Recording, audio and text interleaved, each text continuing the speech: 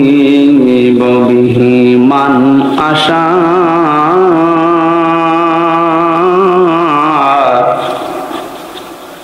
ورحمتي وسعت كل شيء فسأكتبها للذين يتقون ويؤتون الزكاة والذين هم بآياتنا يؤمنون صدقت يا ربنا. عن أبي هريرة رضي الله تعالى عنه قال قال النبي صلى الله عليه وسلم اتقي دعوة المظلوم فإنها ليس بينه وبين الله حجاب. رواه مسلم. وما زادهم إلا إيمانا وتسليما. اللهم صل على محمد وآله وصحبه وبارك وسلم. আলহামদুলিল্লাহ। নরসিংদী জেলার রায়পুরা থানার অন্তর্গত বেগমাবাদ হগলাকান্দি উত্তরপাড়া ইসলামী যুব সমাজের উদ্যোগে মহাবিশ্বের মহাবিশ্বয় আমাদের মালিক আমাদের মনিব মহান রব্বুল ইজ্জাত ওয়াল জালালের মুখের পবিত্র বাণী কোরআন কারীম। এই মহতী অনুষ্ঠানের সম্মানিত সভাপতি জনাব আলহাজ আব্দুল বাতেন, সহ সভাপতি বীর মুক্তিযোদ্ধা জনাব মোহাম্মদ শামসুদ্দিন সাহেব, আলহাজ আলাউদ্দিন সাহেব, আলোচনা যারা রাখলেন মাওলানা হুসাইন আহমেদ মাহফুজ, মাওলানা মুফতি ইব্রাহিম খলিল, আলহাজ মাওলানা মুখতার হুসাইন, প্রধান অতিথি বিশিষ্ট আইনজীবী জনাব মোহাম্মদ জালাল উদ্দিন, সম্মানিত উদ্বোধক জনাব ফরহাদ হোসেন চান মিয়া খান। এই মাহফিলে আর অনেকের নাম দেখতে পাচ্ছি, একটা একটা করে নাম বললে দোয়া করলে অনেক সময় লেগে যাবে। ওরা ফানা এলাকা যিকরক, আল্লাহ এদের মর্যাদা সম্মান ইমান এবং আমল দেখে যেন বাড়িয়ে দেন। আপনাদের আমিন বলা শুনে বোঝা যাচ্ছে যে এনার অবস্থা ভালো না। হ্যাঁ, শিক্ষক জিজ্ঞাসা করছে ছাত্রকে, গোট বানান কর। Sir ABCD FC IJK LMN OPQRST UVWXYZ কি করবে? এর ভেতরে আছে, আপনি বানান করিয়ে নিন। এর ভেতরে গোট আছে, GOOD যা বললাম অক্ষরগুলো এর ভেতরে নেই। কিন্তু একবার দোয়া করলাম কতগুলো মানুষের নামে, একটু আওয়াজ বলেন তো আমিন। কোরআন শুনতে এসেছি আমরা। কোরআনে কারীম জানিয়েছে মা আনজালনা আলাইকাল কোরআন লিতাশকা।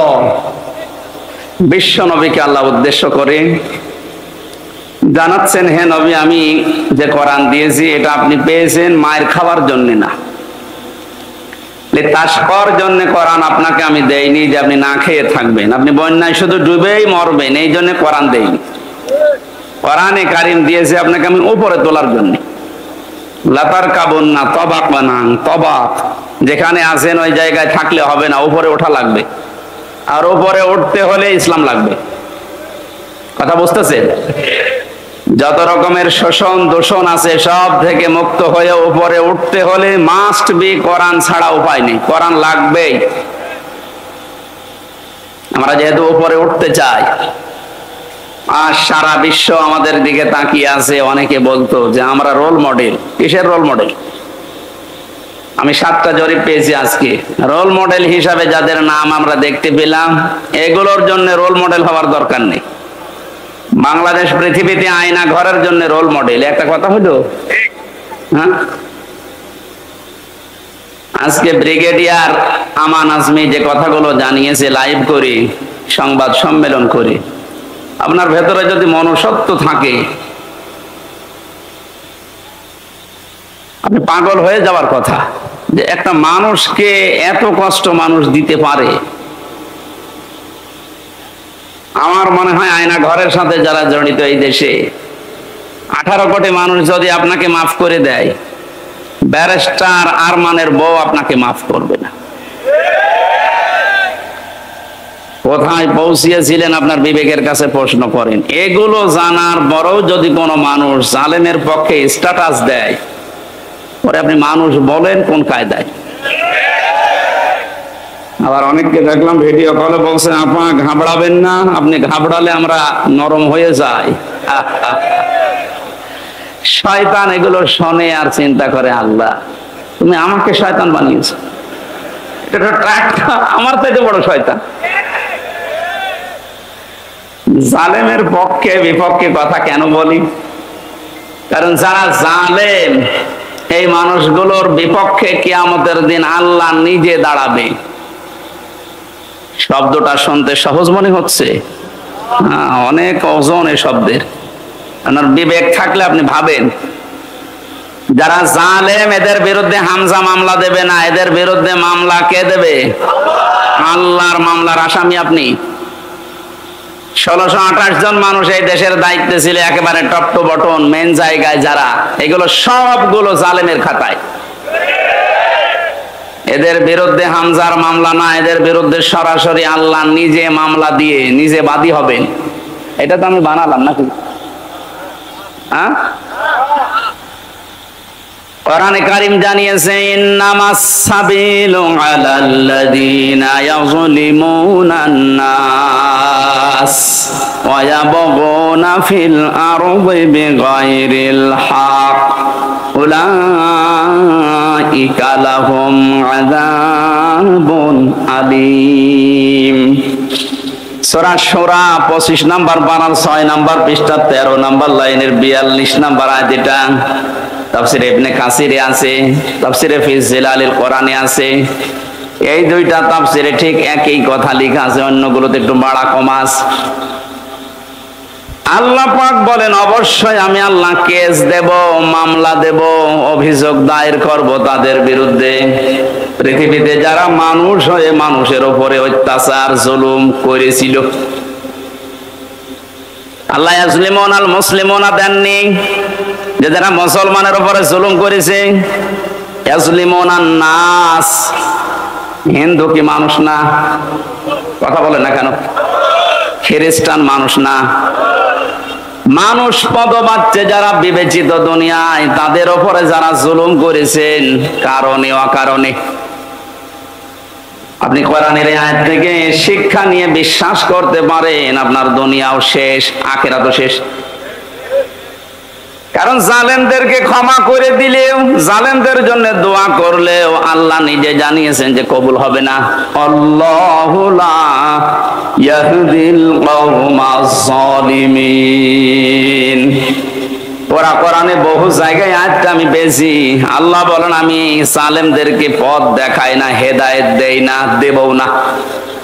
ইয়াহদি এটা মোজারে, বর্তমান ভবিষ্যৎ, প্রেজেন্ট ফিউচার, দুইটা কাল নিয়ে আল্লাহ শব্দটা গঠন করে জানাতে চেয়েছেন। যেদিনে কোরআন নাজিল হয়েছে ওই দিন থেকে কিয়ামত পর্যন্ত কোন জালেমকে আল্লাহ পথ দেখান না, হেদায়েত দেন না, দেবেনও না। এই জন্য জালেমদের দুনিয়াও শেষ, আখিরাত তো শেষই। কারণ ওই ময়দানে আরো কঠিন হবে। আল্লাহ নিজে মামলার বাদী, উনি নিজে কেস করবে। ও বাংলার মুসলমানেরা, বুকে হাত দিয়ে যাদের বুক আছে একটু ভাবেন, চিন্তা করেন। এদেশে আজ আমার মনে হচ্ছে অনেকে এখন আল্লাহর মামলার আসামি। বাদী যত বড় হয় মামলা তত কঠিন হয়। কথা বলেন না কেন? আমি যে 3টা বছর ছিলাম মাটির নিচে জেলখানায়, সব মিলে আমার যদি কোনো সলিমদ্দি মামলা দিত, 3 বছর না 3 দিন পরে বের হয়ে যেতাম। টাকা পয়সার জন্য নাকি লাগবে আপনার শুধু বলতেন, কারণ আমি এমন জায়গায় ছিলাম ওখানে টাকার অভাব ছিল না। আকিস গ্রুপে বাংলাদেশে যদি 3 জন ধনী থাকে তার ভেতরে তারা একজন। যেহেতু কোনো কলিমদ্দি দেয়নি, মামলা দিয়েছি সরাসরি রাষ্ট্র। এই জন্য বহুবার চেষ্টা চালিয়েছে মামলা জামিন করাতে। হাইকোর্টের বিচারপতি পর্যন্ত বলেছে আমার হাত বাঁধা, কিচ্ছু করার নেই।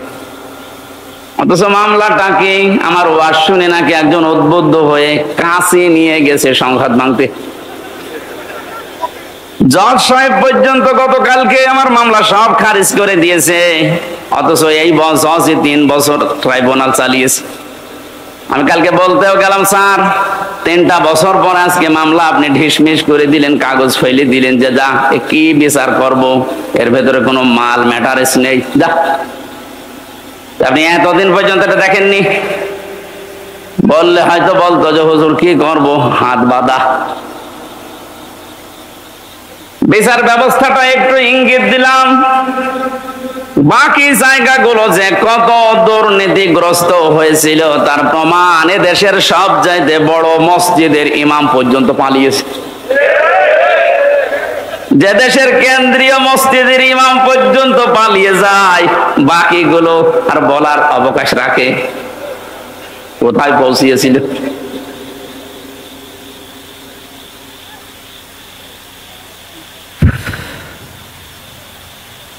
আমার মামলার বাদী যেহেতু প্রধানমন্ত্রীর নিজে আলেমদের মামলার বাদী উনি ছিল, এই কারণে আমাদের জামিন নেই। অপরাধ যাই করেন না কেন জামিন হবে না। অথচ এই মামলায় যদি রায়ও দিয়ে দিত সর্বোচ্চ 3 মাস আমি থাকতাম। 3 বছর কেটে গেছে, তারপরও নাকি স্বাদ মেটছে না, বলে এখনই ছেড়ে দেব। কি আইন দেখেন তো, আদালত দোষ, আদালত দেখছে না, আমরা করব কি? আর গোপনে গোপনে বলে যে কি করব, এই কয়দিনে হুজুর ছেড়ে ছাড়া পেয়ে যাবে, আর কিছুদিন থাক। জালেমরা যখন ক্ষমতায় থাকে, চেয়ারে থাকে, মনে করে আল্লাহ মনে হয় দয়া করে মায়া করে ভালোবেসে আমাদের চেয়ারে বসিয়ে রেখেছে। ওয়ালা ইয়াহসাবান্নাল্লাযীনা কাফারু আন্নামা নুমলি লাহুম খায়রুল লিআনফুসিহিম ইন্নামা নুমলি লাহুম লিয়াজদাদু ইসমা ওয়ালাহুম আযাবুম মুহিন। সূরা আলে ইমরানে আছে, জালেমরা ধারণা করে, মনে মনে করে আমাদেরকে আল্লাহ কল্যাণ করেন, ভালোবাসেন, মহব্বত করেন, এই জন্য আমাদেরকে চেয়ারে বসিয়ে রেখেছে। আল্লাহ পাক বলেন না, ওদেরকে চেয়ারে বসিয়ে অপকর্মগুলো করার সুযোগ দিয়েছি যেন ওদের পাপ পরিপূর্ণ হয়ে যায়। বাস্তবতা এইটাই। 16 বছর বহু মহারথী চেষ্টা চালিয়েছে, কিছুই করতে পারে নাই। ছাত্রদের দ্বারা এটা হবে এদেশে কেউ কল্পনাও করে নাই। এগুলো শুধু ছাত্র না, আবাবিল পাখি যেমন আল্লাহ পাঠিয়েছিলেন, আমার মনে হয় এদের ভেতরে ওইরকম শক্তি আল্লাহ ভর করিয়ে দিয়েছে। লিয়াজদাদু ইসমা, কোরআন শরীফ 100% সত্য। জালেমদের পাপ যখন পরিপূর্ণ হয়ে যায়, তখন আল্লাহ পাক তার উপরে অ্যাকশন নেয়। অ্যাকশনটা কি? ওয়ালাহুম আযাবুম মুহিন, অপমানজনক শাস্তির ভেতরে একটার পর একটা ফেলতেই থাকে। আপনি তাকান একটার দিকে, একটা দেখবেন এবার খাপের খাপ মিলে যাচ্ছে। এদেশে যদি কিচ্ছু না হয়, কালামানিকের যা হয়েছে, জীবন আমার ধন্য হয়ে গেছে। এত অপমান একজন বিচারপতি হতে পারে, অথচ ওই লোকটার রায়ের কারণে কোরআনের পাখি সাইদি সাহেবের যাবজ্জীবন জেল হয়েছিল। ওর মন ভরে নাই, ও লিখেছিল না আমি ফাঁসি দিতে পারলাম না, আমি দুঃখে। মহান আল্লাহ পাক প্রতিশোধ নিয়ে এমন জায়গায় তারে পৌঁছিয়েছে, আমার মনে হয় এই বাংলাদেশে এত নিচে কাউকে আল্লাহ নামায়নি। ওর বিসি পর্যন্ত উড়ে গেছে। এটা টকশো থেকে যেন ডাবিং করে বলছে, হ্যাঁ তারপরে আমার বিসিতে মারবে।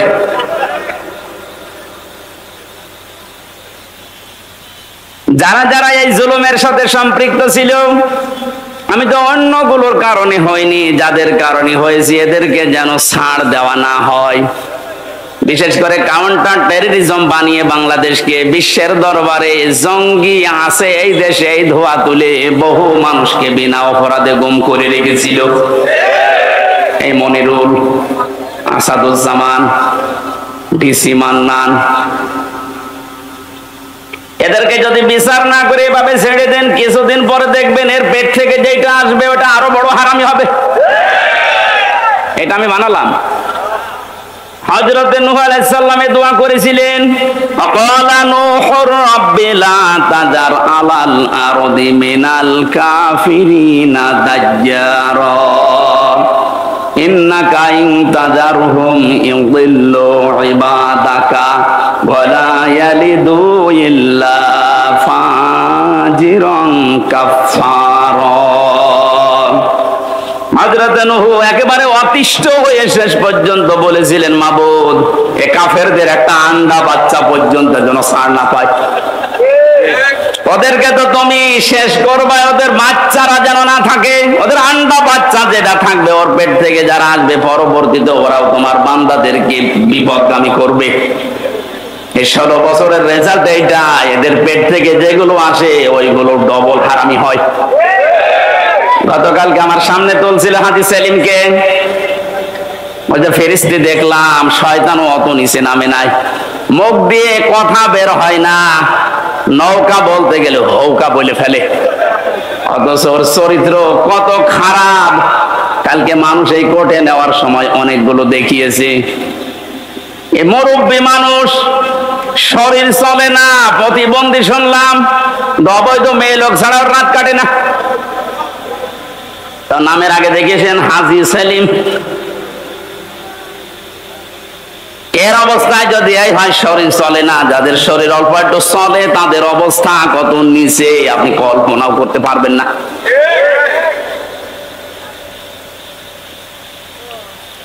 আমি যেটা বোঝানোর জন্য পর্যন্ত এসেছি, জালেমদের কোনো ছাড় আল্লাহ যখন দেয়নি, আমি অত দরদ দেখানোর দরকার নেই, কারণ জালেমদের দুনিয়াও শেষ, আখিরাতও শেষ। আপনার কি মনে হয় আল্লাহ যার নিজের মামলার বাদী, সে কার কাছে মুক্তি পাবে বলেন? আল্লাহ নিজে রায় দেবেন, নিজে বিচারপতি, নিজেই বাদী, ওর আর মাপ পাওয়ার, ক্ষমা পাওয়ার, ছাড় পাওয়ার কোন সম্ভাবনা আছে? জালেম যারা ছিলেন তাদের দোসর যারা দুনিয়া শেষ করে ফেলেছেন, আখিরাত তো শেষই।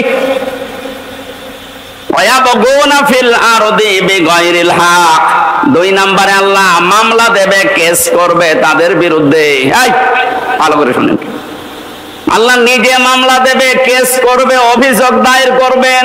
দুই নম্বরে তাদের বিরুদ্ধে যারা পৃথিবী শান্ত হয়ে যাওয়ার পরে আবার বিশৃঙ্খলা তৈরি করার জন্য বিদ্রোহ করে। এই 5 তারিখের পর থেকে এই 3 তারিখ পর্যন্ত যেটা 7-8 বার হয়ে গেল,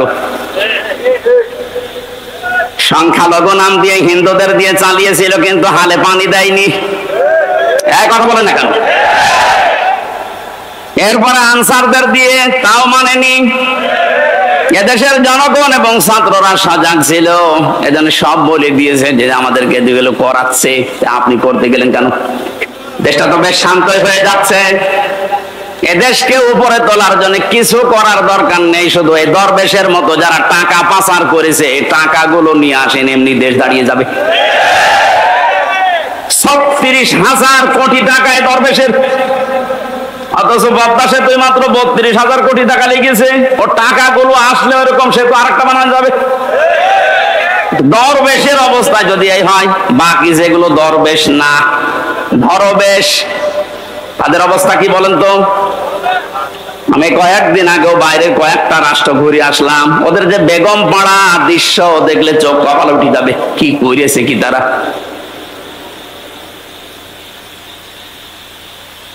এই জন্য হাওয়া পাচ্ছেন আপনি, ফলাকের ভেতরে আছে। প্রত্যেকটি জগতে আল্লাহর বিধিবিধান নাযিল হচ্ছে, যেখানে যেরকম সৃষ্টি আছে ওই সৃষ্টির জন্য আল্লাহর বিধান ওই রকম। এই পৃথিবীতে যেহেতু আমরা মানুষ, আমাদের জন্য জীবন চালাতে যা লাগে আল্লাহ এইরকম বিধিবিধান দিয়েছেন এই কোরআনে। কথা বুঝতেছেন? কিন্তু বিশ্ব নবীর ক্ষেত্রে সাজ্জিদুল আলামিন দিয়ে জানিয়েছেন, শুধুমাত্র এ দুনিয়া না, শুধুমাত্র মঙ্গল গ্রহ না, শুধুমাত্র চাঁদের দেশ না, যত জগৎ আল্লাহ বানিয়েছেন, যেখানে আপনি বসবাস করেন না কেন, ওখানে নবী বাদ দিয়ে অন্য কাউকে আপনি মানতে পারবেন না।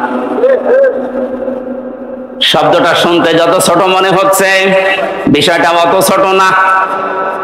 আর যে কথাটা উল্টিয়ে ডাইভার্ট করার জন্য মানুষ বলে হুজুর এটা রাজনীতি। কিসের রাজনীতি? এই বিষয়টা যদি কালো ক্লিয়ার না থাকে, এই কোন দিকে তাকিয়ে আছেন? এটা যদি কারো ক্লিয়ার না হয়, সে মরণের পরে ধরা খাবে। আল আদাবুল মুফরাদের 6 নম্বর হাদিসের ভেতরে 3 নম্বর পয়েন্ট আছে। এটা পৃথিবীতে যে মানুষগুলোর আদর্শ নেতা মুহাম্মদুর রাসূলুল্লাহ ছিল না, ওই লোকটা বিনা হিসাবে বিনা বিচারে জাহান্নামে যাবে। এটা তো আমি বানালাম নাকি? হ্যাঁ, মরণের পরে এটা তো আপনারা মানেন যে 3টা প্রশ্ন করা হবে, মান রব্বুকা মা দীনুকা মান হাজার রাজুল। এই কথা বলছেন না কেন? যে লোকটা বলবে রব্বি আল্লাহ, আমার রব আল্লাহ, দীনুন আল ইসলাম, আমার জীবন ব্যবস্থা ইসলাম, যখন এই নবীকে সামনে নিয়ে বলা হবে মান হাজার রাজুল, তখন কি বলবেন? আপনি যদি বলতে পারেন হাজা নাবিয়ুনা মুহাম্মাদুর রাসূলুল্লাহ, এটা বলতে হলে অবশ্যই তার আদর্শ দুনিয়ায় আপনাকে মানায় লাগবে, মাস্ট বি। কথা বলেন না কেন? আমি সহ এখানে যারা বসে আছে ছোট বড় অধিকাংশ মানুষ আমরা জানি ইয়াসিন এই সূরা পড়লে 10 খতম কোরআন শরীফ পড়ার সওয়াব হয়। তা জানেন না? মাস্ট বি সওয়াব হবে, কিন্তু এর ভেতরে 83টা শিক্ষা আছে। এগুলো যদি আপনার প্র্যাকটিক্যাল লাইফে থাকে তখন সওয়াব পাবেন। আপনি মন মতো পড়ে গেলেন, একটাও ভেতরে নেই, উল্টারও গোনা পাবেন। কারণ যে ব্যক্তি এলেম অনুযায়ী আমল করে না, ওই লোকটা শিরিক করে। এই কথা বলছেন কেন? যে লোকটা তার এলেম অনুযায়ী জ্ঞান অনুযায়ী কাজ করে না, সে কি করে? শিরিক। বলেন বলেন। আর শিরিক করলে তার জন্য জান্নাত হারাম। আপনি একটা কথা যদি ভুল প্রমাণ করতে পারেন, আমি আর কথা বলবো না। কথা যদি বিশ্বাস হয় তাহলে মেনে নেওয়া লাগবে। আজকে থেকে সিদ্ধান্ত নিয়ে বাড়ি যান, যতদিন বেঁচে আছি মুহাম্মদুর রাসূলুল্লাহ বাদ দিয়ে অন্য কাউকে আমি আদর্শ মানি না, মানবো না। একমত আছেন কারা দেখি? লিল্লাহি। এই আন্দাজে হাত তুলে কিন্তু ধরা খাবেন। এটা কিন্তু বাস্তবে নিয়ে যাওয়া লাগবে। রবি বাদ দিয়ে আমি কাউকে নেতা মানি না। এবার হাত তুলেন।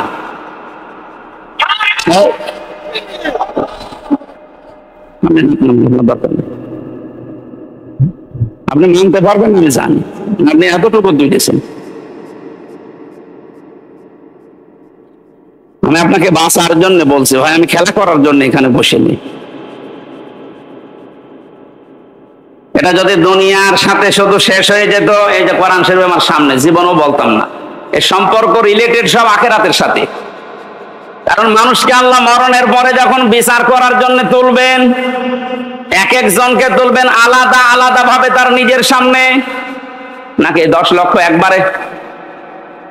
অনেকেই বলে না কিয়ামতে আমার বাবা যান লক্ষ লক্ষ মুরিদ নিয়ে আসবে মিছিল দিতে দিতে। এটা বানানো কথা। কোরআনে কারীম জানিয়েছে সূরা মরিয়ম 16 নম্বর পারা 10 নম্বর পৃষ্ঠা 15 নম্বর লাইনের শেষ নম্বর রুকুর 95 নম্বর আয়াত। তাফসিরে ফি জিলালিল কোরআনে আছে অকুল্লুহুম আতিহি ইয়াউমাল কিয়ামাতি ফারদা। এ নবী আপনি জানিয়ে দেন কিয়ামতে প্রতিটি মানুষকে আমার সামনে আমি দাঁড় করাবো বিচার করার জন্য, স্রেফ একা একা। কয়জন করে? বলেন বলেন। নরসিংদীবাসী কোরআনে আয়াত শোনার পরে নিজের প্র্যাকটিক্যালটা একটু মিলান তো। আমি সহ যারা এখানে বসে আছি কিয়ামতে কিন্তু প্রতিটি মানুষকে আল্লাহ তার নিজের সামনে দাঁড় করাবেন, কেউ থাকবে না, স্রেফ একা একা। মাঝে মাঝে একা থাকুন থাকি ভাবি আল্লাহ তুমি যদি বলো হামজা 2024 সালের আগস্ট মাসের 31 তারিখ পর্যন্ত তোরে মাফ করে দিলাম, যা শুধুমাত্র সেপ্টেম্বরের 1 থেকে 3 দিনের হিসাব দিয়ে তুই জান্নাতে চলে যা। আমার যা বাস্তবতা, আমার তো মনে হয় 3 দিনের হিসাব দেওয়া আমার দ্বারা সম্ভব না। আপনারা পারবেন না? আপনারা পারবেন।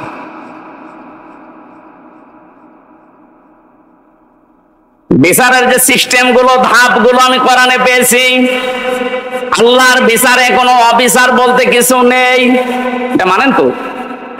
আল্লাহর বিচারে কোনো অবিচার বলেন বলেন আল্লাহর বিচারে ন্যায় বিচার যদি উনি করেন কেউ জান্নাত পাবে না। আল্লাহ যদি ন্যায় বিচারও কারো সাথে করে জান্নাতে যাওয়া সম্ভব না, কারণ এক গ্লাস পানির হিসাবও দিতে পারবেন না। আল্লাহর কাছে মাপ পাওয়ার জন্য, বাঁচার জন্য একটা উপায় আছে, উনি যদি দয়া করে ক্ষমা করে দেয়। কাবা শরীফ যখন তাওয়াফ করছিলাম, ষষ্ঠ চক্কর একটা দোয়া আমার মনে এসেছে, আল্লাহুম্মা ইন্না আলাইয়া হুকুকান ফিমা বাইনি ওয়া বাইনিকা। আল্লাহর কাছে বলা হচ্ছে, রব্বুল আলামিন, কাবা আমার সামনে, আমি তোমার গোলাম, তুমি আমার মালিক, আমি গোলাম হিসাবে তুমি আমাকে বহু কিছু দিয়েছো, নেই থেকে তুমি আমারে হামজা বানিয়েছো, কিন্তু তুমি আমার মালিক হিসাবে আমি গোলামের কাছে, আমি দাসের কাছে তো তুমি অনেক কিছু পাবে, আমি তো কিছুই দিতে পারলাম না। একটা রাস্তা আমার খোলা আছে, আল্লাহ তুমি এই কাবার সামনে নিয়ে বলছি, দয়া করে আমারে মাফ করে দাও। ও নরসিংদীবাসী, হিসাব শুধু নাম শুনেছি, জীবনে কোনদিন কি সম্মুখীন হয়েছি আমরা? এটা যে কত বড় কঠিন, যারা এই চিন্তায় থাকতো তাদের জীবনই আল্লাহ পাল্টিয়ে দিয়েছে। খলিফাতুল মুসলিমিন হযরত ওমর রাদিয়াল্লাহু তাআলা আনহু তার সন্তানটাকে মাদ্রাসায় দিয়ে আসলেন, আব্দুল্লাহ। ওখানে প্রধান বিচারপতি হযরতে আলীর সন্তান হোসাইনও পড়ে, বারবার কলম ফেলে দিচ্ছে, ডাক দিয়ে বলে, আব্দুল্লাহ তুলে দাও, তুলে দাও, তুলে দাও।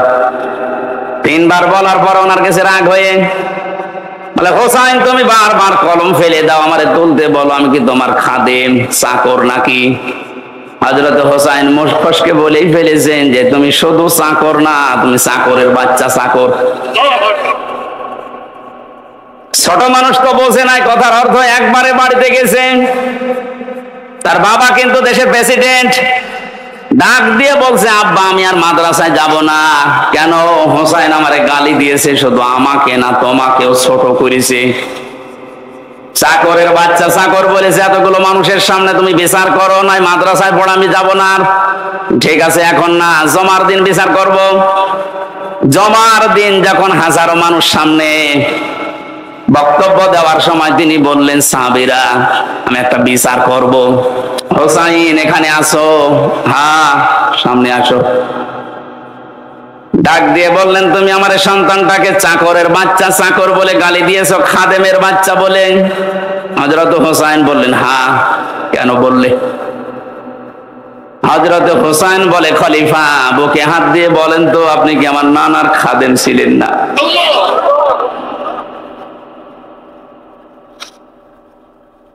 হযরত ওমরের কথা বন্ধ হয়ে গেছে। ডাক দিয়ে বলে, হোসাইন হ্যাঁ আমি তো এভাবে ভাবিনি, আমি তো খাদেমই ছিলাম। কিন্তু তুমি কি এই কথাটা লিখে দিতে পারবা? কাগজ কলম নিয়ে আসেন। ছোট মানুষ তো, যেই কাগজ না খাজুরের পাতা নিয়ে এসেছে, উনি লিখে দিলেন, ওমর আমার নানার খাদেম ছিল, আমি দেখেছি, ইতি হোসাইন ইবনে আলী। সই করে দিলাম। কাগজটা হাতে নিয়ে হযরত ওমর চুমা খেলেন। ডাক দিয়ে বলেন, নবীর সাহাবীরা বিচার হয়ে গেছে। হযরত হোসাইন তো ছোট মানুষ, বলে, আব্বা বিচারই শুরু করলে না, কি করে হয়ে গেল? হযরত ওমর বলে, সন্তান আমার, যে বিচার করেছি এটা দুনিয়া না আখিরাতেও কাজে লাগবে। আমি যখন মারা যাব এই কাগজটা আমার কাফনের ভেতরে দিয়ে দিও। ময়দানে মাশারে আল্লাহ যখন আমাকে তুলবে স্রেফ একা একা, জীবনে কিছুই যদি আল্লাহর ভালো না লাগে, ওনার কাছে যদি পছন্দ না হয়, এই কাগজটা তুলে দেখাবো, মাবুদ তাকাও এদিকে, দেখো তোমার নবীর নাতি লিখে দিয়েছি আমি নবীর খাদেম ছিলাম। এই ওসিলা হলো আজকে তুমি আমার মাফ করে দাও।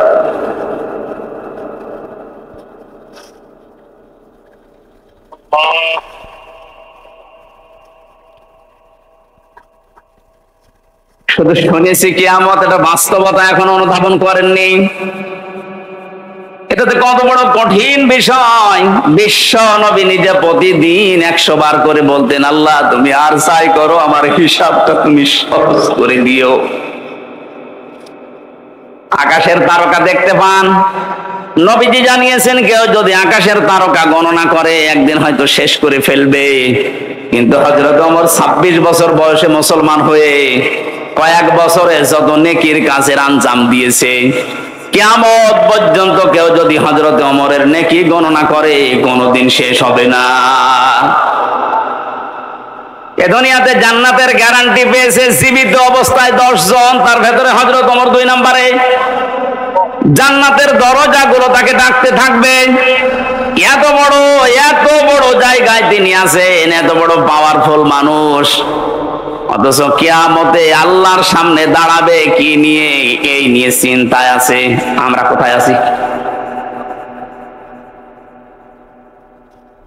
কোরআনে কারীম জানাচ্ছে, এদিকে তাকান, ভ্যান যাচ্ছে। দাদা ভ্যান দেখেননি? মাহফিলের পরে আমি 10 মিনিট সময় দেব, ভ্যান দেখে বাড়ি যাবেন। কি বলবো তো, আমি একটা গুরুত্বপূর্ণ বিষয় আপনাকে আমি আহ্বান জানাচ্ছি, আর আপনি ওইদিকে ভ্যান দেখতে তাকিয়ে আছেন। আমার তো মনে হয় রাস্তা দিয়ে যদি এখন পরিমণি হেঁটে যায় যে সব দৌড় দেবে। কোরআন জানাচ্ছে সূরা মারিজ, ওয়ালা ইয়াসআলু হামিমুন হামিমা ইউবাসসিরুনহুম ইয়াওয়াদ্দুল মুজরিমু লাউ ইয়াফতাদি মিন আযাবি ইয়াউমিযিম বিবানি। আল্লাহ পাক বলেন, ওই কিয়ামতে যখন আমি কঠিন জালজালা অবস্থা পয়দা করব, দৃশ্য দেখে সন্তান লজ্জায় স্থান লাগবে না, পেট ফেটেই বের হয়ে পড়ে যাবে। পাগলের মতো মানুষ ছটাছটি করতে থাকবে, বন্ধুর পরিচয় না দিয়ে পালাবে, অথচ একজন আর একজনের সাথে দেখা হবে তাও পরিচয় দেবে না। মানুষ নিজেকে বাঁচাতে এত ব্যতিব্যস্ত হয়ে পড়বে, শেষ পর্যন্ত নিজের আদরের সন্তানকে মুক্তিপণ হিসাবে দিতে চাইবে। বাংলার মুসলমানেরা, এটা যে বাস্তবতা কত কঠিন। আমি যখন জেলখানায় বসে বসে আয়াতগুলো পড়েছি যে বিবানী, সন্তানকে মানুষ নাকি মুক্তিপণ দিতে চাইবে, আমি নিজের সাথে মিলিয়ে দেখলাম না, এই আয়াতটা মিলছে না আমার সাথে। তখন আমার মেয়েটা 1 বছর বয়স ছিল, এখন ওর 4 বছর, ফারিহা জান্নাত। মাঝে মাঝে ওর কথা কল্পনায় নিয়ে এসে ভাবতাম, আল্লাহ ওর প্রতি তুমি আমার ভালোবাসা মহব্বত এত বেশি পয়দা করে দিয়েছো। আল্লাহ রাসূলের পরে পৃথিবীতে এখনো পর্যন্ত আমার এই ছোট মেয়েটা আমার কাছে আদরের। অথচ আল্লাহ বলছে কিয়ামতে ফারিহাকেও, হামজা আমাকে বলবে আল্লাহ দিয়ে দিলাম, আমাকে বাঁচাও, এটা বলবে।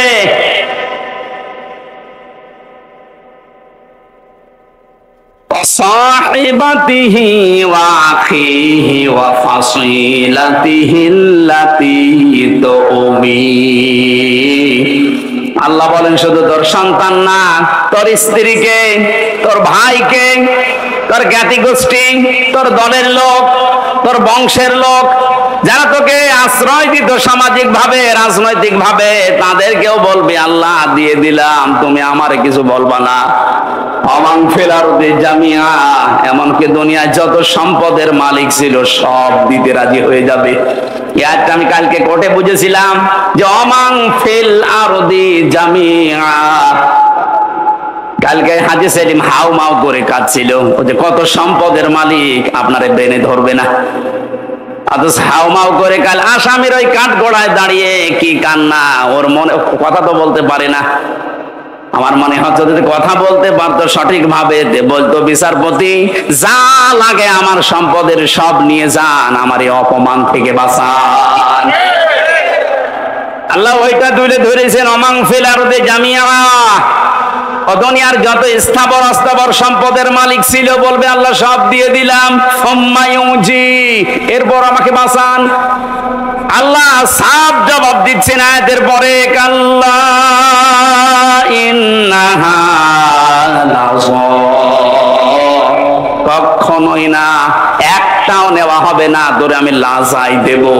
কোথায় লাজাই দেব তোরে? লাজা কি? জাহান্নামের যে 7টা দরজার নাম আছে, হোতামা, হাবিয়া, সাকার, সাঈর, জাহিম, জাহান্নাম আর লাযা, একটা দরজার নাম। এ ভুলটা নিরসন করা দরকার, অনেকে জানেন না। জাহান্নাম কয়টা বলেন তো? একটা। জান্নাত একটা, কিন্তু এদের স্তর আলাদা। জাহান্নামের স্তর, দরজা 7টা, আর জান্নাতের স্তর আমি কোরআনে পেয়েছি 100টার উপরে।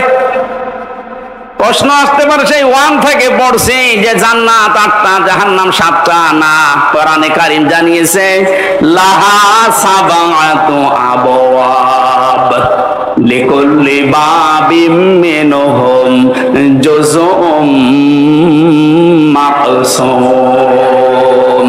সূরা হিজরের 44 নম্বর আয়াত, 14 নম্বর পারার 3 নম্বর পৃষ্ঠার 7 নম্বর লাইনে আছে। আল্লাহ পাক বলেন জাহান্নামের দরজা 7টা। জাহান্নামের দরজা কয়টা বলেন? বলেন। লিকুল্লি বাবিম মিনহুম জুজউম মাকসুম। পৃথিবীতে যে যে ধরনের অপরাধ করেছে তাকে আল্লাহ ওই দরজা দিয়ে প্রবেশ করাবে। আদালত তো আমি দেখলাম কালকে একটা, কিন্তু যেই যেই ধরনের আসামি তাকে ওই আদালতে নিয়ে বিচার করা হয়। স্কুল আমরা দেখি, একটা স্কুল 10টা ক্লাসরুম, 1 থেকে 10 পর্যন্ত পড়ানো হয়। যে যেই ক্লাসে পড়ে ওই দরজা তার জন্য নির্ধারিত আছে না নেই? ক্লাস 3-তে পড়ে বা 7 এসে ক্লাস করতে পারবে? দুনিয়াতে আপনি যেই ধরনের অপরাধ করবেন আল্লাহ কিয়ামতে ওই ধরনের দরজা দিয়ে জাহান্নামে আপনাকে প্রবেশ করাবে। এখানে যেটার নাম আছে এটা 3 নাম্বার, এর নাম লাযা। নাম কি বলেন? বলেন। এই লাযায় আল্লাহ দেবের কাদের? এখানে 3টা গুণের নাম আছে, একটু মিলান তো নিজেদের সাথে। আমাদের ভেতরে যদি এই গুণগুলো থাকে আমরা কিন্তু অলরেডি জাহান্নামে লাযা যে দরজা এর উপযুক্ত হয়ে আছি। 1 নম্বরে আল্লাহ পাক বলেন নাযাআতাল লিশাওয়া। এটা এক কঠিন ভয়ঙ্কর জায়গায় লাযাটা, ওর ভেতরে প্রবেশ করলে আগে চামড়া খসে যাবে। শুনতে যত সহজ মনে হইলো বাস্তবতা কি অত সহজ? পৃথিবীতে এমন কোন ঘর আছে যে ঘরে ঢুকলে চামড়া উঠে যায়? না।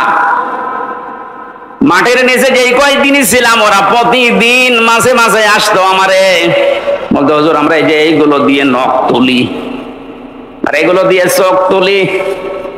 রিমান্ডের যে শাস্তি দেওয়ার জিনিস আছে আমার দেখাতো, আমি যেন ওদের ওই ভয়তে সব বলে দেই। ওরা যেগুলো মিথ্যা আমারে বলতে বলতো না এগুলো এত মিথ্যা আমি বলতে পারবো না। যে বিষয়গুলো দেখিয়েছে যতক্ষণ পর্যন্ত শরীরে টাচ না করেছে একটা জিনিস আমার শরীর থেকে খসে নাই। আল্লাহ বলেন এমন লাযায় আমি দেব, প্রবেশ করতে দেরি সঙ্গে সঙ্গে তো চামড়া সব খুলে যাবে। কাকে ডাকবে এই লাযায় জানো? তাদউ মান আদবারা ওয়া তাওয়াল্লা। যে মানুষগুলো এই পৃথিবীর ময়দানে সত্যের দিকে আহ্বান করার পরও অ্যাবাউট টার্ন করে পেছন ফিরে মুখ ফিরিয়ে চলে গেছে, এ বাংলাদেশে এই চরিত্রের মানুষ বেশি। চোখে আঙ্গুল দিয়ে দেখানো হয় এটা সত্য পথ, এটা ন্যায়ের পথ, জানার পরেও অনেকে অ্যাবাউট টার্ন করে অহংকার করে মুখ ফিরিয়ে চলে যাচ্ছেন। এটা যে কত বড় অপরাধ। কোরআনে কারিমের সূরা আরাফ 14 নম্বর পারার 14 নম্বর পৃষ্ঠার 7 নম্বর লাইনে 40 নম্বর আয়াত আল্লাহ নাযিল করেছেন এই জন্যই, ইন্নাল্লাযীনা কাযযাবু বিআয়াতিনা ওয়াস্তাকবারু আনহা লা তুফাত্তাহু লাহুম আবওয়াবুস সামা ওয়া লা ইয়াদখুলুনাল জান্নাহ। নরসিংদীবাসী একটু খেয়াল করেন, নিশ্চয় যারা আল্লাহর আয়াতকে মিথ্যা প্রতিপন্ন করে, মিথ্যা মনে করে। আপনারা বলতে পারেন কয় আল্লাহর আয়াত তো মিথ্যা মনে করি না, মিথ্যা প্রতিপন্ন করি না। তে শোনার পর আপনি ঘাড় ঘুরিয়ে চলে যান কোন কারণে? এইটাই তো মিথ্যা প্রতিপন্ন করা। আস্তাকবারু আনহা, আল্লাহর আয়াত শোনার পরে অহংকার করে মুখ ফিরিয়ে চলে যাওয়ার সময় আবার টিটকারি মারতে মারতে যায়।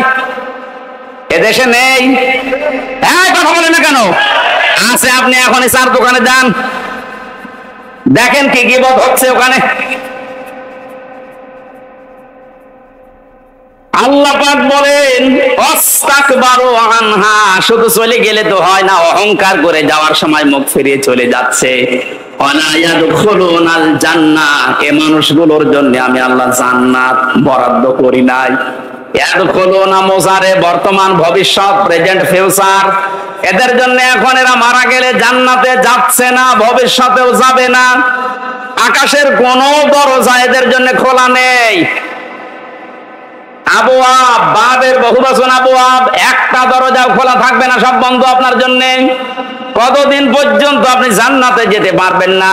আল্লাহ একটা উদাহরণ সেট করেছেন, হাত্তা ইয়ালিজাল জামালু ফি সাম্মিল খিয়াত, যতদিন পর্যন্ত উটে সূচের ছিদ্র দিয়ে উট প্রবেশ করে যেতে না পারে, ততদিন আপনি জান্নাতে যেতে পারবেন না। এই উদাহরণটা আল্লাহ সেট করলেন কেন? কারণ বাস্তবে আমরা যেটা দিয়ে বুঝি ভালো, ওই উদাহরণ আল্লাহ ওই বিষয়ের আগে সেট করে দেয়। আমরা এটা বুঝলাম কোনদিন সূচের ওই ছিদ্র দিয়ে উট প্রবেশ করা সম্ভব? আরো জোরে বলেন। আল্লাহর কোরআন শোনার পরে যারা অহংকার করে মুখ ফিরিয়ে চলে যাচ্ছেন, জান্নাতে যাওয়া আপনার জন্য এইরকম অসম্ভব। ওয়াকাযালিকা নাজিজিল মুজরিমিন, আল্লাহ পাক বলেন জালেম মুজরিম যারা, পাপিষ্ঠ যারা, এদেরকে আমি এভাবেই শাস্তি দিতে থাকবো। লাহুম মিন জাহান্নামা মিহাদু ওয়া মিন ফাওকিহিম গাওয়াশ ওয়াকাযালিকা নাজিজিজ যালিমিন।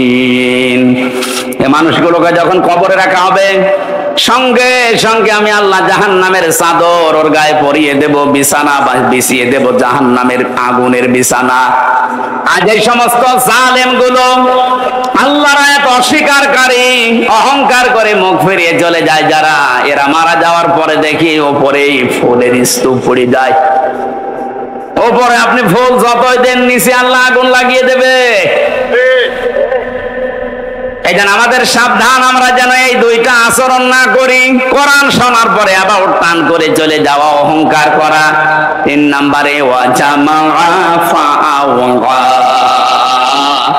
আল্লাহ পাক বলেন দুনিয়ায় যারা মাল সম্পদ জমা করত আর সংরক্ষিত করার জন্য যারা চেষ্টা চালাতো, জালেমরা যা করেছিল হাত ছাড়া হয়ে যাবে কোনোদিন ভাবে নাই। কথা বলেন না কেন? সারা জীবন মনে করেছিল এটা স্থায়ী, এ কোনদিন আমার হাত থেকে যাবে না।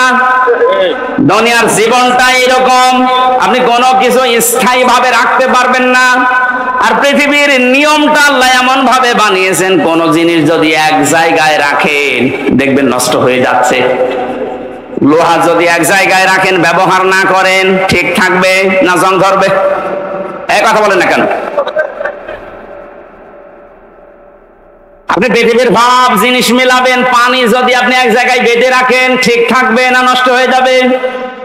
পচন ধরবে, দুর্গন্ধ তৈরি হবে, পোকামাকড় তৈরি হবে। আর ছেড়ে দেবেন, যত ছাড়বেন তত সুন্দর স্বচ্ছ নির্মল পানি আসতে থাকবে। এলেম যদি কেউ এক জায়গায় রাখে, ওইটা নষ্ট হয়ে যায়। জানা এলেম মানুষ ভুলে যায়। যত প্রচার করবেন, যত ওর উপরে কাজ করবেন, তত এলেম আল্লাহ আপনাকে বাড়িয়ে দেবে। টাকা পয়সা যদি কেউ এক জায়গায় রাখে, ওইটাও নষ্ট হয়, শত্রু পয়দা হয়।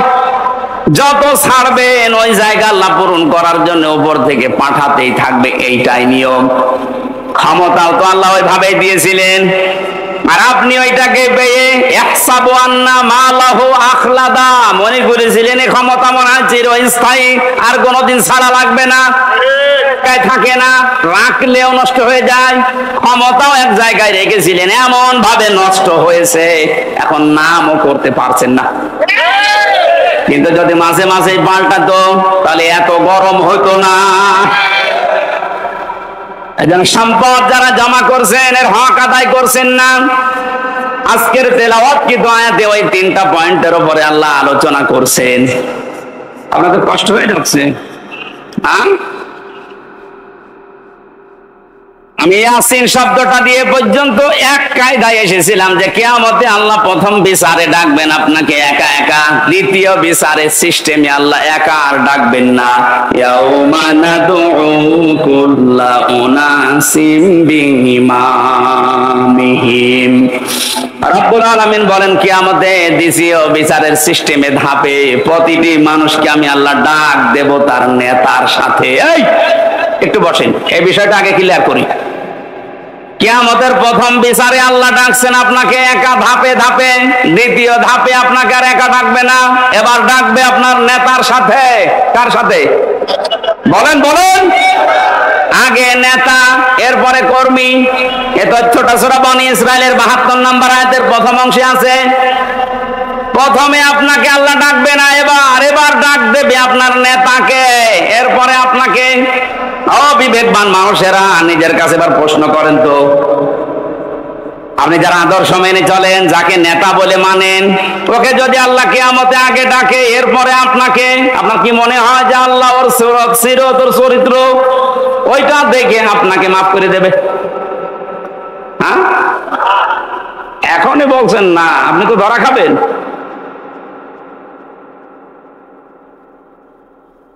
আপনি এই যে মানুষগুলোর দিকে তাকান, কত আগ্রহ নিয়ে এদিকে তাকিয়ে বলছেন না, কারণ আমি যারে মেনে চলি, যার আদর্শ মানি, ওকে আল্লাহ যদি আগে ডাকে আর আমাকে যদি পেছনে রাখে, ওর চেহারা দেখে আল্লাহর রাগ হয়ে যাবে। কথা বলেন না কেন? ওর চেহারা দেখে যদি আল্লাহর রাগ হয়ে যায়, পেছনে আর তাকাবে না, ওরে সেখানে দেবে, আপনারাও দেবে ওখানে। এই জন্যই বলছে আদর্শ ঠিক করা লাগবে এক্ষুনি, বাড়ি যেয়ে ঠিক করবেন না, এক্ষুনি সিদ্ধান্ত নিয়ে যান। ইয়াসিন বলে আল্লাহ যাকে ডাক দিলেন, তাকে ছাড়া দুনিয়া আমি আর কাউকে আদর্শ মানি না। আমি জানি যারা ঠিক বলছেন এ কথার অর্থ বোঝেননি। এটা বাস্তবে যদি আপনি নিয়ে যেতে পারেন, এ মাহফিল সাকসেস হবে। যে 7টা নামে ডাক দিয়েছেন রসুলকে, কোন অপমান, কোন অপদস্থ, না খেয়ে থাকবেন না, মায়ের খাবেন না, কেউ চোখ রাঙানি দেবে না, যে কথাগুলো আল্লাহ জানিয়েছিলেন। তহা মা আনজালনা আলাইকাল কুরআনা লিতাশকা, যে ব্যাখ্যাটা দিয়েছি অল্প সময়ে, আল্লাহ আমাদেরকে সহজ সরল ভাবে বুঝে মানার তৌফিক দিন, যেন কোনদিন মুহাম্মদুর রাসূলুল্লাহ বাদ দিয়ে অন্য কাউকে আমি না মানি। মেনে নিতে পারবেন তো? সূরা আরাফের একটা মাত্র আয়াত পড়েছি, তাও 4 ভাগের 1 ভাগ। আমি যতটুকু পারছি সামনে থেকে কথা বলার চেষ্টা করছি। 156 নম্বর আয়াত। হযরতে মুসা আলাইহিস সালামের জামানায় তিনি আল্লাহর কাছে দেখা করতে গিয়েছিলেন, তার এলাকার 40 জন নকিব নিয়ে, প্রতিনিধি নিয়ে।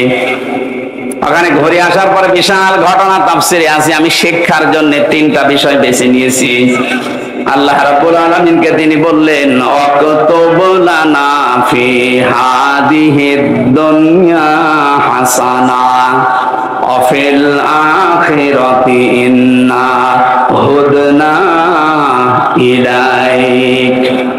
হে আল্লাহ, তুমি আমাদের জন্য দুনিয়ার হাসানা লিখে দাও, আখিরাতের হাসানা লিখে দাও। হাসানা না হাসিনা? হাসিনা মানে সুন্দরী, আর হাসানা মানে কল্যাণ। একজন দেখবেন দোয়া করছে, রব্বানা আতিনা ফিদ দুনিয়া হাসিনা। হাসিনা না হাসানা? হে আল্লাহ, তুমি আমাদেরকে দুনিয়ার হাসানা লিখে দাও। কেন আল্লাহ অক্তব দিলেন? কাতাবা একতব মানে কেন দিলেন? কাতাবা ছাড়াও তো অনেক শব্দ আছে, ফারজন আছে, ফারজন না দিয়ে কাতাবা দিলেন। আমি যদি এই জমিটা আজকের মুরব্বীকে বলি, এটা আমার জমি, 2 বিঘা জমি আপনাকে দিয়ে দিলাম, চান? এ মুখের কথার কোনো দাম আছে? কথা বলেন না কেন? এটা যদি সই স্বাক্ষর করে দলিল বানিয়ে একেবারে লিপিবদ্ধ করে বললাম যে এই নেন, ওটা দাম নেই। আল্লাহ এমন শব্দ দিয়েছেন, খুব গুরুত্বপূর্ণ একটা শব্দ। হযরতে মুসা বলেছিলেন, মাবুদ তুমি লিখে দাও। অক্তুব লানা, আমাদের জন্য ফি হাদিহিদ দুনিয়া হাসানা, দুনিয়ার হাসানা। এখন দুনিয়ার হাসানা কি? আমি একটা দুইটা না, প্রায় 42টার উপরে তাফসীরের সাথে মিলিয়েছি যে দুনিয়ার হাসানা কারে বলে। কোরআন শরীফ এবং হাদিস আমি যতটুকু পড়েছি, দুনিয়ার হাসানা হিসাবে পেয়েছি আমি 10টা বিষয়। কয়টা? এই 10টা বিষয় যদি আপনি দুনিয়ায় পান, তাহলে দোয়া করলে মনে করবেন কবুল হয়েছে। এখানে অনেক মানুষ আমরা আছি, 5 ওয়াক্ত নামাজের পরে দেখি হাত তুলে মোনাজাত করে। এমনকি কাবা শরীফের রুকনি ইয়ামিনি থেকে হজরে আসওয়াদ, এই জায়গাটা যখনই পার হয়, লক্ষ লক্ষ হাজিরা এই দোয়াটা পড়ে, রব্বানা আতিনা ফিদ দুনিয়া হাসানা। পড়ে না? 16 সালে আমি বুঝি নাই,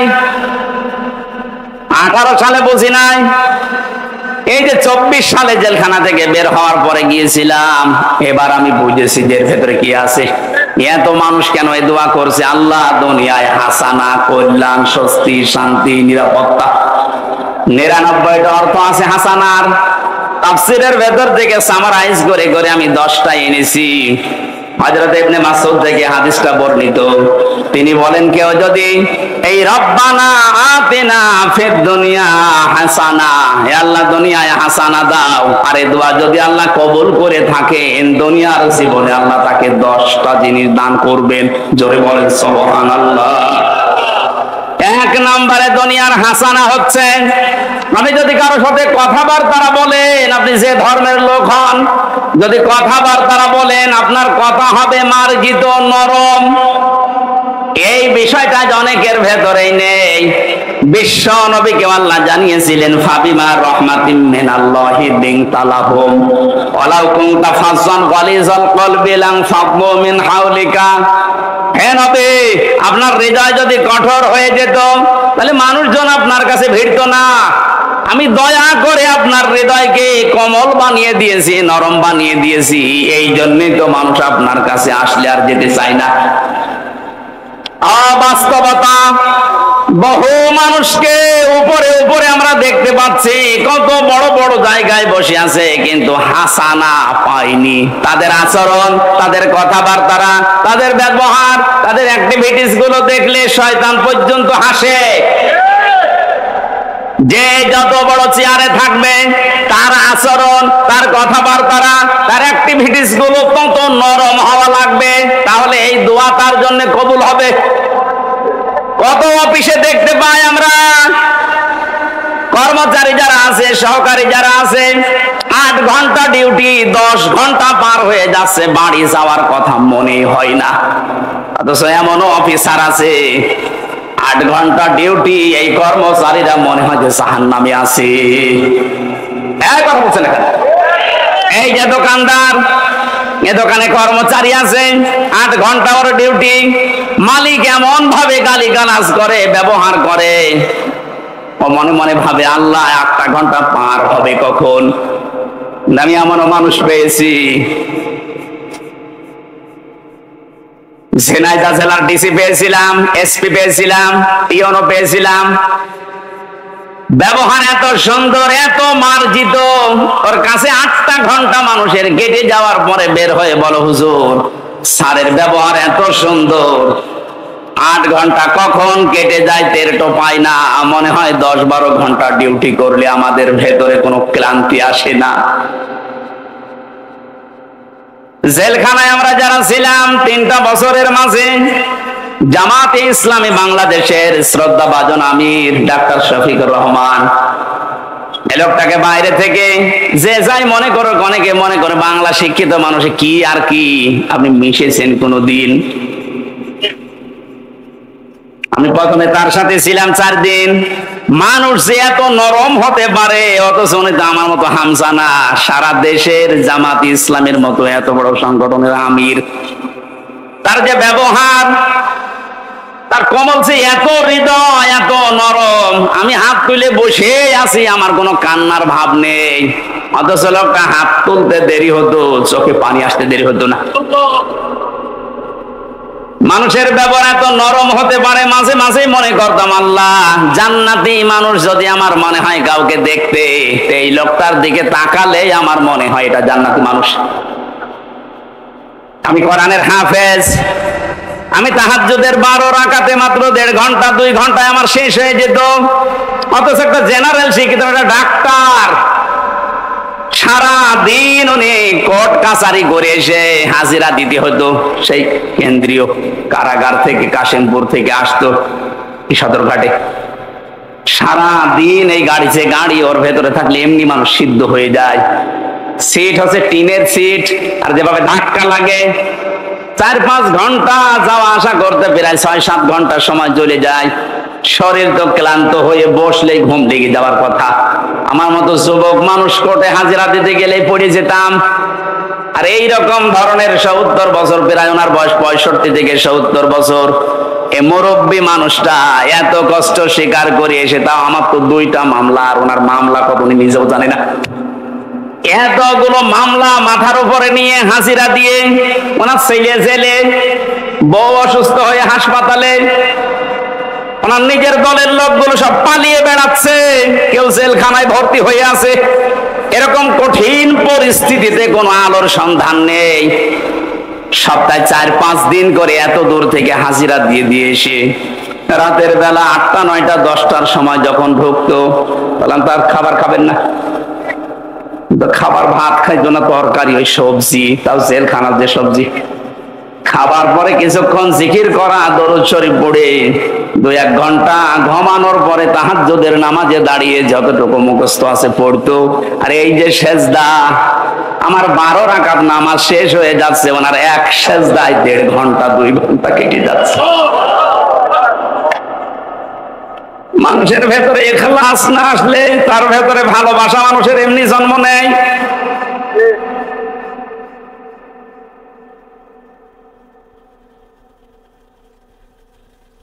হাসানা দুনিয়ায় আপনি পাননি, আপনার ব্যবহারে মানুষ আপনার থেকে আরো দূরে চলে যায়।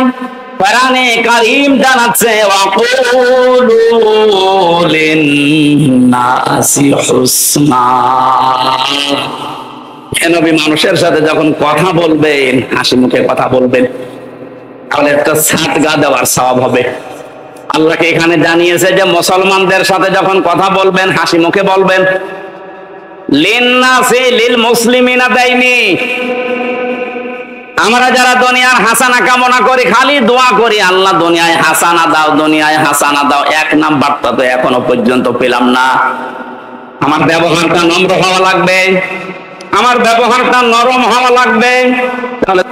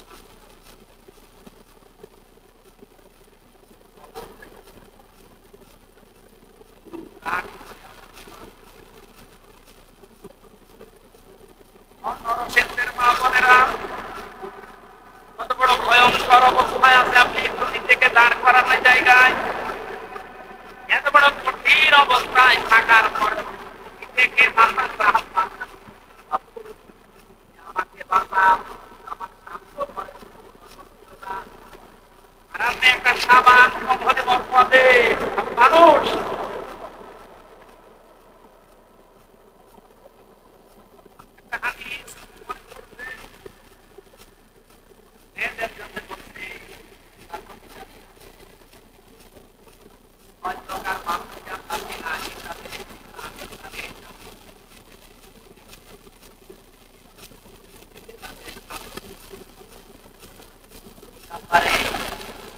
এই মহিলাগুলো নিজের স্বামীর সাথে সংসার করতে রাজি না, তারা খালি বাবা। একটু বড় জিনিস কম করলে শুধু দেয়। এক নম্বরে যে মহিলাগুলো এবং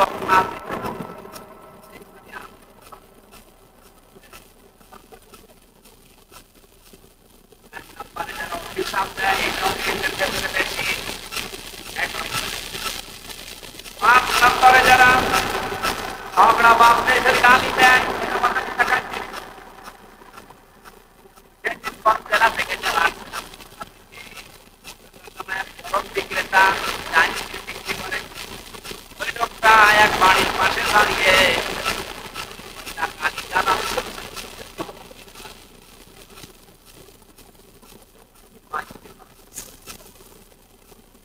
গাড়ি দাঁড়ি করিয়ে বললাম দাঁড়ান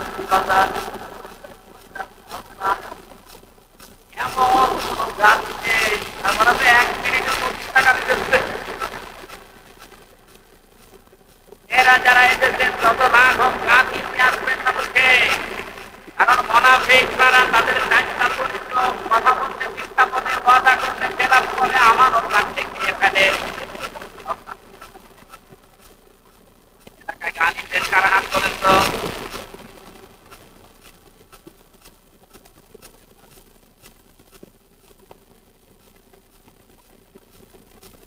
এরপরে যাদের হৃদয় কঠিন হয়ে যায়, নরম হৃদয়ের মালিক হাসানা পায়।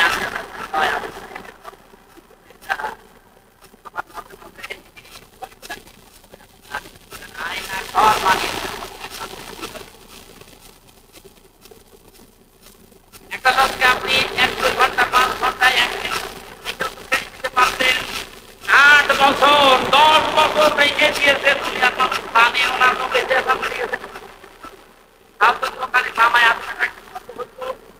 আমার সাথে জানেন আমার মাটি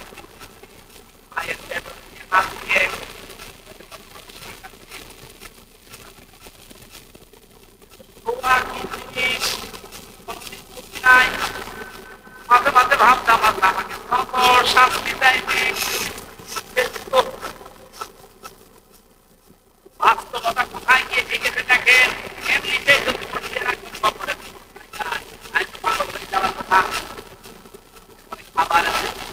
খাবারে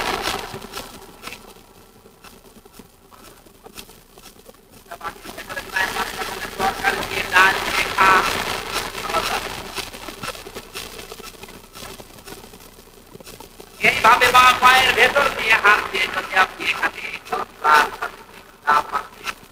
এইটা ধরে যদি আপনাকে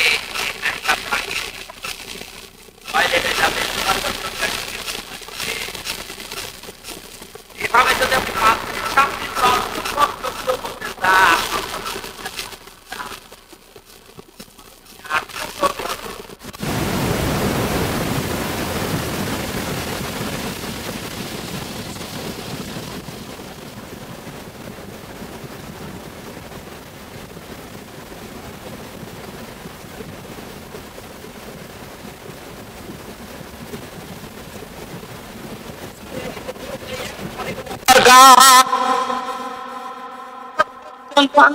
ঘর নামে বাংলাদেশে যেন কেন কিছু না হয়।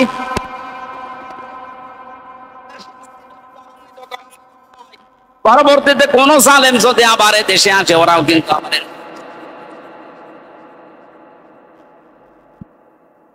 করেন বারবার, আল্লাহ তুমি আমাকে হাসানা দাও। হাসানা আপনি কি নিচ্ছেন? আপনার হৃদয়তে এখনো পাথরের চাইতে শক্ত। স্ত্রী হিসাবে যাকে নিয়ে এসেছেন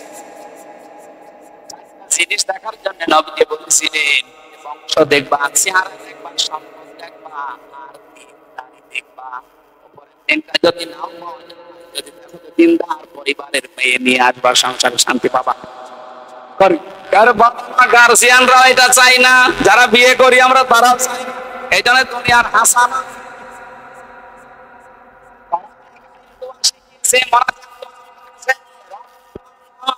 هب لنا من أزواجنا وذرياتنا قرة أعين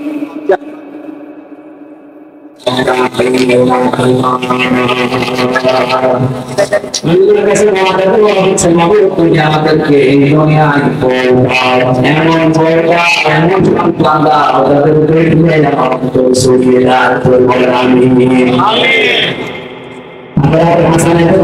ব্যাখ্যা করতে সময় লাগছে।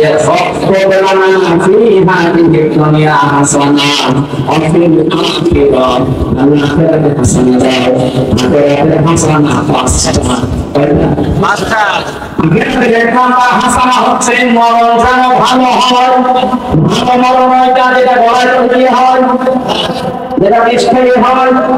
কি ভালো মরণ হয় না, যেটা শাহাদাতের মরণ হয়। শহীদ আবু সাঈদ নামের আগে দেখেছেন কি শব্দ? শহীদ। এটা খেলা করার জিনিস না। আর লাগে দল করে দেব পেতে দিল, গুলি খেয়ে শহীদ হয়ে গেল না। কে বলেছে? দেওয়াল কাবাবে মরলে যদি শহীদ হয়, পানি দিয়ে ডুবে মরলে যদি শহীদ হয়, সাপে কেটে মরলে যদি শহীদ হয়, জালিমের সামনে, জুলুমের সামনে বুক পেতে জীবন দিয়ে গেল, শহীদ হবে না। শহীদ আবু সাঈদ 100 বিশ্বাস করবেন আমিও শহীদ, কারণ জালিমের জুলুমের সামনে জীবন হারিয়ে গেছে। এই কারণে আপনি এখনো পর্যন্ত এই পারমিশন ছাড়া কথা বলতে পারছেন। আগস্টের 5 তারিখের আগে এতগুলো মানুষ পারমিশন ছাড়া এই জায়গায় বসে থাকা সম্ভব হতো? 14 জনের কাছে পারমিশন নেওয়ার পরে এখানে আসতে দেয় না। আর 5 তারিখের পরে ডক্টর মোহাম্মদ ইউনূস একবারে ঘোষণা দিয়েছে, অন্যান্য ধর্মের মানুষেরা যেভাবে ধর্ম পালন করে এদেশে কোরআন প্রচারে কোনো মহানবীর কাছে অনুমতি নেওয়ার প্রয়োজন নেই। কিছু না হোক পরাধীন থেকে অন্তত এই স্বাধীনতার সুযোগ পেয়েছেন। যারা ধর্মের কথা বলতে, ধর্মের কথা শুনতে অন্তত কোনো জালিমের কাছে পারমিশন নেওয়া লাগবে না।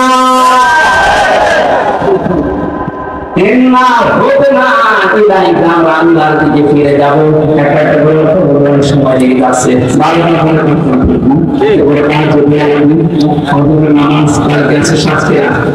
আমি আজকে নতুন শেষ করেছি। শেষ করে দিচ্ছি। আমি আগে করতে কোন জায়গায় নিয়ে আসবেন, এসে আর পরে তুলে দেবেন। 10টা সাড়ে 10টায় যেন শেষ হয়ে যাবে।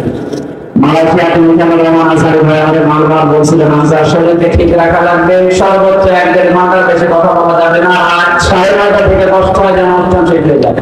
আমি সাহেবের মতো আমরা এই সিস্টেমটা চালু করতে চাই। আমি সাহায্য করবো।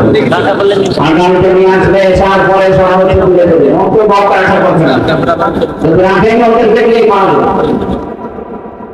আশা করছি আগামী থেকে আজটা শেষ করার জন্য তাফসীর আকারে কথা বলতে গেলে একটু সময় লাগে। আগামীতে কোনো জায়গায় আসলে আমার এই ব্যবস্থা করবে।